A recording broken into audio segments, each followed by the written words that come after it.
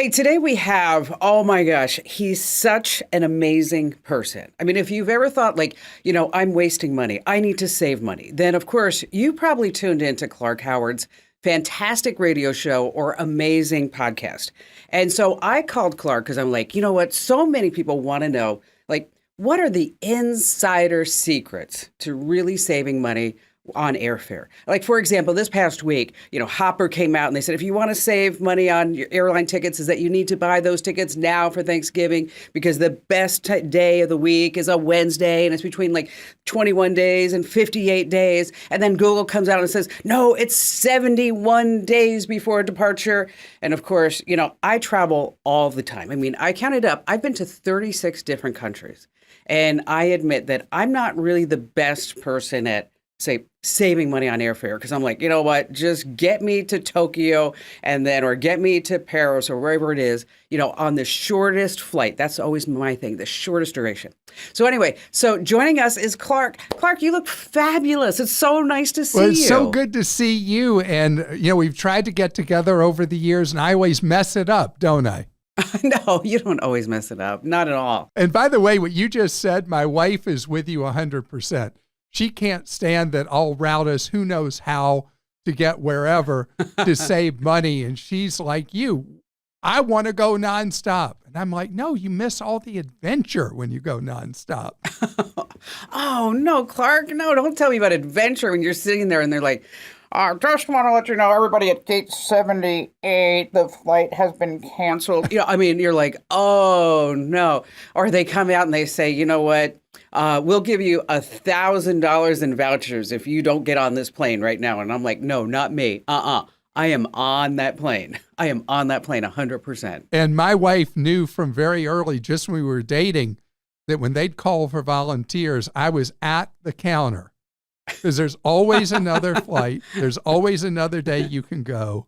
And so, you and I are at opposite poles. I am all about the price, and convenience I don't care about. Really? Yeah. Oh, see, because you know what? When we went to Tokyo. Isn't it great, by the way? Oh my gosh. Everybody needs to go to Tokyo. What was your favorite thing about Tokyo? Pretty much everything. And by the way, I got to tell you, I'm not an adventurous eater, and I just went with it. And the food was so fantastic. It's so safe. It's so clean. It is. And for you, if you went to Osaka also, all the electronic shops must have you must have been in heaven with all those places. It was like, I was. Oh, it was crazy. But my favorite part was Nara, where the deer bowed to you, which that was just like crazy to me. It's pretty special being in Nara. Yeah. It is. But the city is clean. It's like you mentioned the word safe. And because of the time difference is that it was 10 o'clock at night in Tokyo. But of course, it was like 1 p.m. in Phoenix or whatever it was. And so I decided, I need to go for a run because I got off that plane. I'm like, I need to get some exercise. And so I said to my husband, Barry, he said, what are you doing? You're putting on your running shoes. I said, I'm going for a run. And he's like, you can't go for a run. It's 10 o'clock at night in Tokyo. And so I said, let's call down to the concierge and maybe it's not safe. And so they said, where are you going to go? I said, I'm just going to go from the hotel to the Imperial Palace and back. And they said, I said, and they said, it's about 5 miles. I said, that's perfect. And then my husband was like, is she going to be safe? And they're like, 1,000%. She's going to be all right. So I went on a run and there were people walking. Anyways, lovely. So let's talk about airfare. Yeah. Okay. Aside from making 8 stops between Los Angeles or Atlanta to get me to Berlin or to Chicago, what is like the secret sauce? Is it like the day of the week? Is it how maybe you buy your ticket like 24 hours before the flight, or you buy it, 7 weeks before the flight? So it's completely different international and domestic. Most of their travel's domestic. So let me start with domestic. Rule number 1 for domestic, biggest mistake people make is they do their domestic flight searches round trip. Never, not ever do a domestic fare search round trip. because what happens is first you'll see the screen that shows the fares on all the different airlines for your flight, and you'll pick one. So let's say you pick, since you fly a lot out of Phoenix, let's say you pick American Airlines. And then you're picking your return flight. Well, now it's going to limit you to searches of American flights coming back. And you're going to be guaranteed to overpay almost every time when you do searches for domestic flights round trip, because domestic fares are set as one way. So you want to do your search each direction where you put in your going flight. You see all the choices on all the airlines. You do a multi-fare search. You mentioned Hopper. Google Flights is excellent. And you see what everybody's got now, by the way, not on Hopper yet, but on Google, you'll actually see the fares on Southwest, which you never used to see. And Southwest flies more passengers in the United States than any other airline. So you want to see the Southwest stuff too. And so you do the search one way. As far as time, you were talking about the debate where Google says this far in advance and Hopper says that. One of the most important things with domestic is it's got to be at least 21 days in advance to get a good fare. Almost always you go less than 21 days and the airlines kill you. They just destroy your wallet. So I would say that somewhere around, if I were to compromise between what Hopper said and Google, about 6 weeks out seems to be a pretty good sweet spot, because the airline's predictive analysis has a real good feel based on historical averages, how likely their loads are going to be, whatever, on that travel date about 6 weeks out. And if they're going to cut prices, that's a good window when I find you're going to see them. Day of the week, like you talked about, buying tickets on Wednesday or whatever, I don't see that as a very important pattern. Now, when you do buy tickets on American, okay, and I guess it's the same for Delta. I fly a lot of American because that's, they come in and out of Phoenix a lot. So you get that fare, and then they take you to the next screen. It's like, oh, do you want a seat too? Right. And you're like, yeah, I want a seat. And then you can have this seat for $25, this seat for $75, or this seat for $50, or you don't pick a seat. And then you're like, okay, well, so what's the deal with that? So the whole idea is they use the fare as a loss leader. And then they got you in their building, they got you in the hunt, and they're going to try to sell you every possible extra option they can. And baggage is the obvious one, but it's everything else, including seat assignment, early boarding, a variety of different things, because the money is made in the ancillaries. And the ancillaries, the extras, aren't subject to the federal tax. So there's a lot of financial incentives for the airlines to offer a lower fare and then charge you so much for all the extras. And so the only way you avoid that, since you fly so much out of Phoenix, you're killing me that you're flying the wrong airline out of Terminal 4. You should be on Southwest, because day in and day out, you're going to save so much money, because they're not going to have all the extras. And so American, United, Delta, the three full fare airlines, everything about their business model is sell up, sell up, sell up. So the fare is just the opening whistle, really, about what you're going to pay. I know. It's like, no, I'm going to sit on the wing. Okay. I will sit. I mean, Ryanair, which is the biggest airline in Europe, tried to get approval to have standing seats because they could shove a lot more people in. It would be an option on the plane. If it was a flight up to 2 hours, you could stand. And I was like all for that, because I would stand for the 2 hours to save money. But I'm there on the price spectrum. Most people aren't anywhere close to where I am, as cheap as I am. Of course. I mean, you and I would never travel together. I'm just telling you that right now. Because the reason why, let me just tell you, to get from Phoenix to Santa Barbara, Okay, on American Airlines, you go to Terminal 4, you get on the plane, and you go from Phoenix to Santa Barbara. Now, let's talk about Southwest. Okay. And that flight, by the way, is like an hour and 15 minutes. Okay. So now I want to go to Santa Barbara from Phoenix on the Southwest. I have to go from Phoenix to Las Vegas, and I got to sit there and play the slot machines. And it's going to cost me more money because I'm going to lose money while I'm sitting there. Okay, for about 2 hours. And then I have to get on another plane. So the whole trip, instead of being like an hour and a half, it's like 4 hours. Right. I mean, you're completely right. I mean, I don't have any guilt about spending money on that nonstop. That's just fine. Can I talk about international? Because international is completely Yes, different. I was just going to say, let's talk about let's talk about international. So international, the fares are generally round trip fares. So your search has to be completely different. Most important thing with international, because you're dealing with bigger stakes, bigger dollars, is you've got to use a fare calendar where you can see based on different days of the week going, different days of the week returning, what the best deals are going to be. And these fare calendars are your friend. You can use them for domestic too, but people have more flexibility about that. Usually if they're going to Asia, going to Australia, New Zealand, going to Europe, South America. So you can use the calendar as your friend or enemy. And the price differences, especially for people, often international, people are using points. The benefit of the price calendar on points for international travel is huge. And the international fares, people tend to look way farther out. But I want to tell you something about the international. You book an international ticket. Let's say you book it 4 months out, 6 months out, because people, they plan, they're excited, they're going to go on this trip.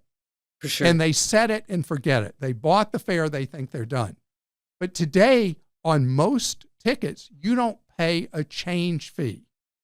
So I want you to reshop that international fare and particular windows. I want you to reshop it 8 weeks out, and I want you to reshop it 4 weeks out. And you'll find that most of the time, not all the time, but most of the time, you're going to get a lower fare when you reshop that ticket. Now, the beauty is like you being an American Airlines loyalist. So let's say you bought an American Airlines ticket to Asia, you bought one to Europe or wherever, and you find the cheaper fare later, whatever class of service you're going in, coach, premium economy, business class, whatever. You find that cheaper fare later, you take it, and then you have a credit you can use at no cost, no fees for future travel. And the reshop on international, I cannot stress enough how important those two things are, using the calendar as your friend and reshopping the fares later. I've never heard that, and I've never done that. I mean, how much money are you talking you can save? So let's say you're going in coach, you could cut the fare by hundreds of dollars. In business class, you can cut the fare by thousands of dollars. Now, I need to confess something. What's that? My wife and I have a deal that we've had since 2006. I fly so much, I have the companion pass on Southwest, and she flies free with me all year long domestic. And she doesn't like the experience, the lining up and all that. Southwest is going away from the lining up, but it's not her thing, right? But the deal I made with her is we go business class when we go international in return, because we don't do that many international trips. And we go in domestic, we go Southwest. And she flies free every flight all year long. So that's a fair trade. Well, because I'm also getting a lie flatbed too, right? So recently we were going to Japan, and when I reshopped it, our fare fell by more than half for our business class, which was over $4,000 a ticket. The fare dropped. Wow. And I rebooked. That is crazy. I rebooked 2.5 weeks before we went and cut the fare by more than half. Gosh, now I feel like I've been wasting a lot of money. Well, I mean, this is what I do. My whole brain is wired that way. I've had my car broken into 6 times in my life because I park in bad neighborhoods to have free parking. I mean, I am that cheap. You know, we have a mutual friend. His name's Craig. Yeah. Kitchen. Yeah. And so I'm talking to him today, and he's like, so what do you have on tap? I said, oh, I'm talking to Clark. He goes, that man saves so much money. He's like, and Craig is also the best dresser either of us have ever met. Isn't he though? I know. And it's just so polished. Yeah. Such a gentleman, 100% all the time. And he's one of these people, folks, I know where it's kind of like an insider talk about a mutual friend, but nobody has anything ever bad to say about Craig. Isn't that great? I mean, for someone to be that successful and everybody likes him? Right. Yes, everybody loves him. He's just a fabulous person. Getting back to price. So Google has this now with Google Flights, the lowest price guarantee. Right. And now, so is that something to tap into? Absolutely, but it's not as important as it used to be. For the point I made that happened post-COVID is none of the airlines have gotten greedy yet with starting to charge the change fees. And the change fee was the villain. It was the enemy of being able to reshop fares.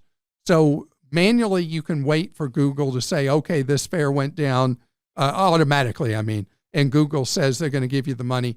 But the important thing often is when the cheaper fare comes along, it may not be on the same airline you originally booked.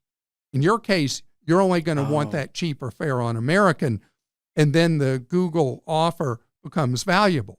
But if you're truly a free agent like I am, where I reshop and I'm reshopping everybody, and that cheaper fare comes along, I'm going to have to find it myself. And that's why the calendar of putting on there, I'm going in 6 weeks, I need to check that fare again. I'm going in 3 weeks, I need to check that fare again. And it doesn't take long. It just takes a minute to do a search on Hopper or Google or whatever search engine you like. Now, let's talk about using mileage for flights, because it used to be a pain in the neck. Right. It used to be such a hassle. But my husband has an American Airlines credit card, so we rack up a ton of points on that. So we were always using those points. But it's really simple. You just go to the website and you say, I want to pay with miles, and it's really easy. Right. Is there like an insider secret about using mileage? So it's not an insider secret, but it's a fact. The airlines have gone to dynamic demand pricing on their points. So it used to be if you were redeeming a free trip to wherever, you were going to have a mileage chart, and it would show, coach is this many points, and premium economy is this many. If it's an international flight, business class is this many. If it's domestic, first class is this many more. Now it's all dynamic demand. So you never know if the use of points is a good deal or a bad deal unless you calculate how many points you're having to use and what's the value of those points. A lot of times when you redeem points on an airline, you're only getting 0.7 cents of value. And that's a ripoff, because you could just have a cash back card now that pays 2 cents on everything. And the airlines are generally only giving you 1/3 of that. So the trigger point of when you know when it's good to use points or whether it's good to use money is if you're getting good value for your points. And I use the baseline that you want 2%. You want if you can just with a simple cashback card get 2% cash back, you want the same value at least from using points. A lot of times on American, United, and Delta, particularly if you want to go front of the plane, you're going to get lousy value for your points. But if you use one of their international partners, which all three have, or if you have a multi-airline card, you fly on one of the Asian airlines or you fly on one of the European airlines, or it could be Qatar, Emirates, or Etihad, you'll pay much less equivalent in points than you would with American, United, and Delta. Boy, that's really fascinating. Now, see, Barry justifies the American airline card because it gets him into the lounge whenever we fly Yeah. American. And I'm telling him, like, we kind of get that perk with American Express anyway, because American Express now has their own lounges, which brings me to another question: Are you better off doing your own flights or calling somebody like American Express and saying, "Here, just find me a ticket"? So if you fly regularly, you're fine doing your own.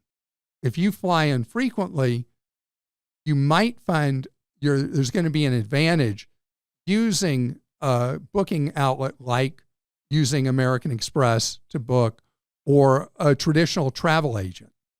You may have to pay fees, but if you are an infrequent traveler, and particularly if you're doing a more complicated itinerary, it would be like, they say, with doctors, you don't want to be your own doctor. When you're booking travel, Yeah.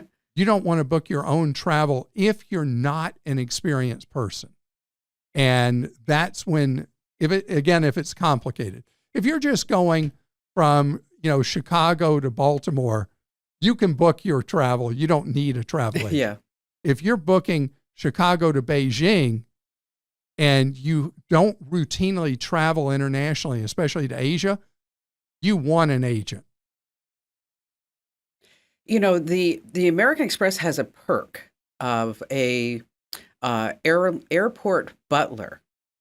And I kind of sat there and I was like, what exactly does an airport butler do? Okay. So on our last trip, Barry and I landed in San Francisco at 10:30 a.m. for a 12:45 departure to Haneda. And our son was traveling from Los Angeles to San Francisco. His flight was supposed to land at 11 a.m. Okay. Notice I said supposed Right. to. Okay. So, so his flight, he calls me, he's like, he said, I'm screwed. I mean, we haven't even taken off. And it looks like, we're not going to land until 11:45. Okay. So 11:45 turns into 12. Now, keep in mind, we're at 12:45. We're leaving for Tokyo. Okay. So at 12:15, I said, you know what? We have this airport butler. So all of a sudden, and then about 5 minutes later, the airport butler shows up. We were flying on Air Japan. And she says, I explain everything that's going on. She goes over to the ticket agent at Japan Airlines and explains the whole situation. And now Ian's plane is not going to land until 12:30. Okay. So Barry and I go over to the gate and I explain to the woman, kind of what's going on, the gate agent, who was very nice. And the airport butler's there. And luckily she speaks Japanese. Okay. And they're going back and forth, back and forth. And the gate agent says to me, you and your husband need to get on the plane. And I said, no, I'm not getting on the plane without my son because there's no flight until tomorrow afternoon. Bottom line is that by using the airport butler, we were able to, Japan Airlines sent a car on the tarmac to get Ian at the gate at 12:45. Walked him through with the airport butler through getting from a domestic terminal to the international terminal in San Francisco, getting him through TSA, who, because he has a new passport with 2 pictures, that they said that this was a fake passport. Then Japan Airlines sends another car to get him through at TSA with the airport butler, brings him over to the gate. And at 1:20, we get on the plane. And everybody on that plane gave us the dirtiest looks. I bet they did. like, Oh, man. you 3 are the reason. But what was interesting about this is that while we were standing there, basically on the ramp waiting for Ian, before the jetway, and I looked down and I saw like 12 people standing at the nose of the plane, just with their hands folded at their waist. And I said to the gate agent, I said, what are they doing? And she said, just watch. She said, when you're on the plane, I want you to watch. And so we get on the plane, and I look, and as we are going away from the gate in San Francisco, all 12 people bowed to the plane. And I said to the flight attendant, whatever you want to call him now, and I said, what's that? She goes, oh, they're wishing us a safe journey. And I was like, and she said, and when you land in Haneda, you will see the same thing. And I was just astounded by that. But anyway, so if you have an airport butler and you have a problem, I'm just saying, I don't have an airport butler. Oh, come on, Clark. No airport butler. Not for you? Yeah, Southwest doesn't offer airport butlers. They don't have airport butlers? How about Ryanair? How about Spirit? Does Spirit Airlines have an airport? We flew Ryanair recently in Europe, and it was actually a great experience.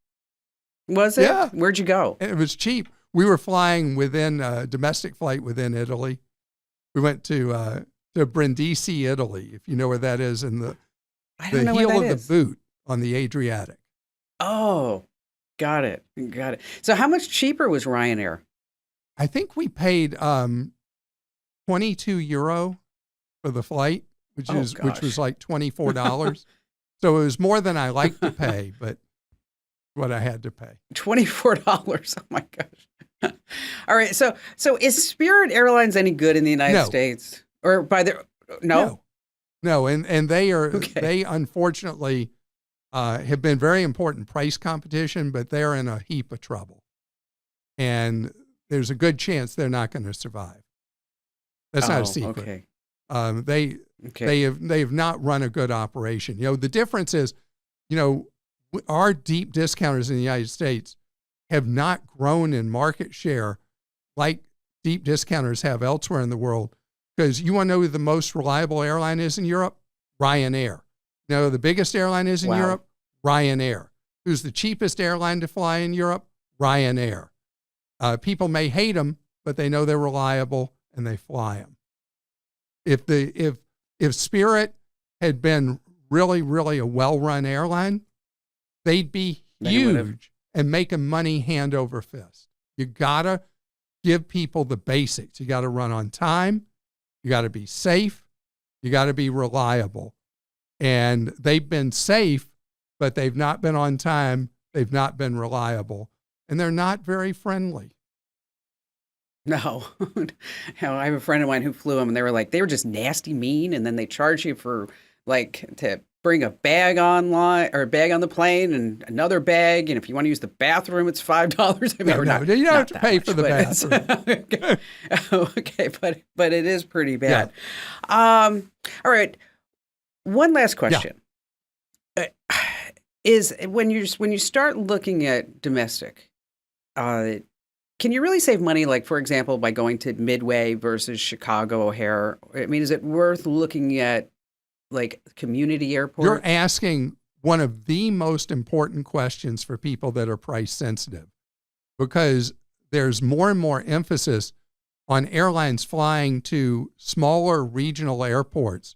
It's the whole business model of an airline most people haven't heard of called Avelo, and another airline most people haven't heard of called Breeze, and then a third airline more people are aware of, it's been around a long time, called Allegiant.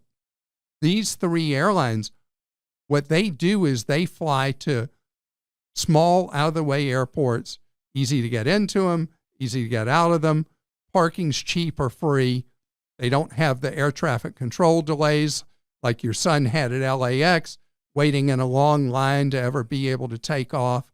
And so looking regionally for fares is really important. And if you're really, really price sensitive, you want to look up, where do Allegiant, where do Breeze, and where do Avelo fly, and see these out-of-the-way airports they fly to. And you may find a flight combination that you had no idea could save you so much money. I was flying from Florida to New York City last year, and I took Breeze because they fly into White Plains that I would not have normally looked at. but the fare was a fourth of what it was on anybody else.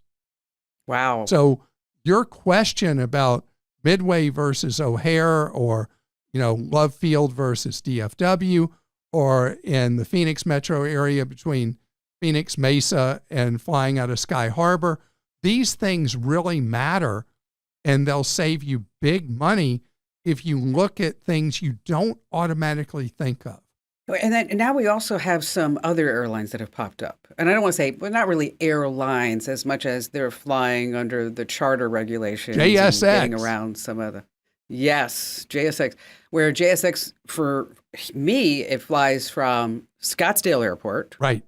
To Burbank or to Carlsbad. On the East Coast, they go from Fort Lauderdale to the Hamptons. And of course, you're going to pay from Scottsdale to Burbank. It's $600 round trip versus Southwest. That could be $100. But there's no TSA. But not only is there no TSA, Kim, the other thing is the service on JSX.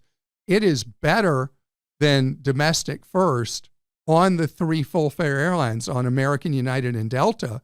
And American, United, and Delta are using every bit of lobbying power they have in Washington with both elected officials and the FAA to try to get JSX shut down, because they don't want JSX to exist, because they know it's a better product than they offer in every way. It is. Better service than they offer, and better prices than they offer for premium seats. And they hate it, hate it, hate it. And I would, if I were a betting person, with the extreme power that American, United, and Delta combined have in Washington, I will be surprised if JSX is still allowed to operate. But they are a superior product. They are, and anybody who lives anywhere where you can fly JSX, if you're a premium seat passenger in domestic travel, you want to fly JSX. I fly it. It's phenomenal. It is. I mean, I've gotten there. I think the flight from Scottsdale to Burbank was, left at 7:30 in the morning. I slid into that gate at 7:15. Right. Because I overslept. And they're like, "You're a little late." I'm like, "Sorry." And they're like, "Oh, no problem. No problem. Here, let us take your bag." And there's always on the left seat or the right seat, there's always an older captain, probably early retirement from one of the major airlines. And then you have a younger co-pilot. And everybody is just lovely. There's, like you mentioned, and do you want a cocktail? Do you want you want something? Did you want a cocktail at 7:15 in the morning, really? No, I don't want a cocktail, but they did offer it. I'm not a day drinker. I have a lot of friends who are day drinkers, and because we'll be out on the boat or whatever, and I'm like, I just, it's like I'll have my lemon drop martini, but it has to be towards sunset. I'm not just one of those people. I can't do that. That's funny. Well, Clark, it's such a pleasure to finally sit down with you and talk to you, and we are different in the airfare category, but I'm certain that, what I'd like to talk to you about are credit cards at some point. Sure. What are the best credit cards? And because, that also gets really confusing. I mean, is it worth getting the airline credit card or different type Almost of always it's not worth it having the airline card. So that's a tease for when we talk about credit cards. Right. And the big thing with credit cards? The people who solicit you for a card are usually who you don't want a card from. Oh, there we go. It's kind of like when you were younger and you were dating. The person that, that wanted to go out with you, you're like, "Oh, I don't want to go out with you." But the person who you didn't want to go out with, or they didn't want to go out with you, you're like, "I want that person. Yes, that's the one I want to go out with." All right. So Clark.com. That's right. Tell us what we can find there. Clark.com is all about your wallet. Everything we do, podcasts, social media, what I do on TV, what I do on radio, everything is about ways that you can be empowered so you spend less money day to day. A lot of stuff in life is so confusing. You should see our cell phone comparison plan guide. Instead of just by rote paying Verizon, T-Mobile, AT&T, whatever they're charging you, I've got this tool we put a lot of effort into where you can put in how many lines you need in your family, how you use your phone and all that. And we'll show you the choices, every one of them, precisely for you, for your exact situation or your family's situation.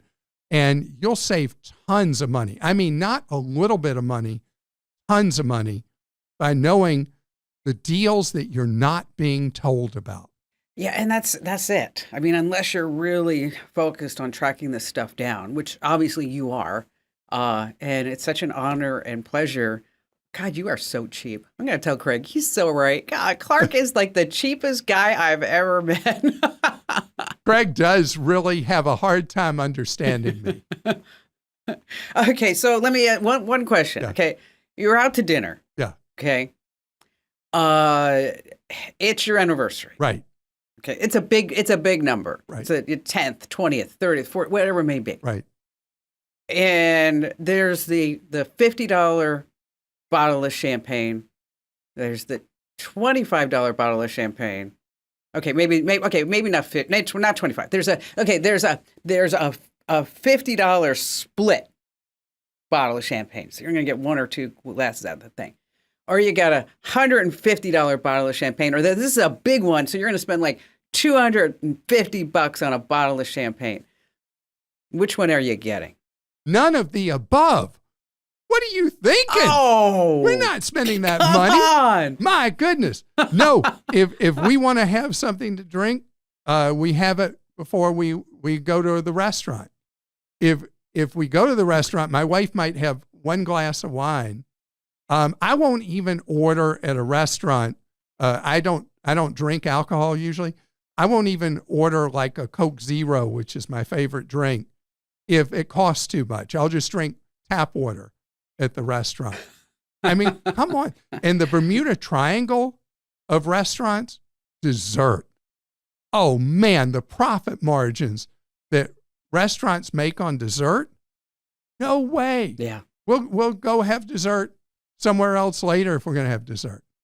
So I can tell you, you and I, you could go with your husband, I go with my wife to the same restaurant, and then we could compare bills later, and you'd be like, how did he do that?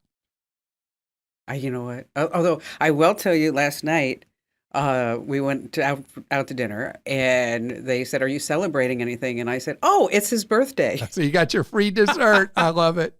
Yeah. Once again, Clark, thanks for being here. Everybody, you need to check out Clark.com. Look at all the tools that he's got hanging out there. Make sure that you sign up for his free newsletter, follow his show, sign up for his podcast, his YouTube channel. Because I guarantee you, I'm going to start paying more attention, Clark, because I think I need to start saving some money. Well, it's got to be what you're inspired by, not feel guilty about. Always with money. Well, it's got to be, I really want to do this. Not like, oh, I just felt bad that I spent all that money. No, it's got to be inspirational and fun and positive. People look at, like, you ever say to somebody, you should have a budget. That's mean. That's like cold. That's whatever. It's got to be a mentality that you want to have. So okay, your life's working for you just like you're doing it. Keep doing what you're doing. I am. I'm not flying coach. Okay.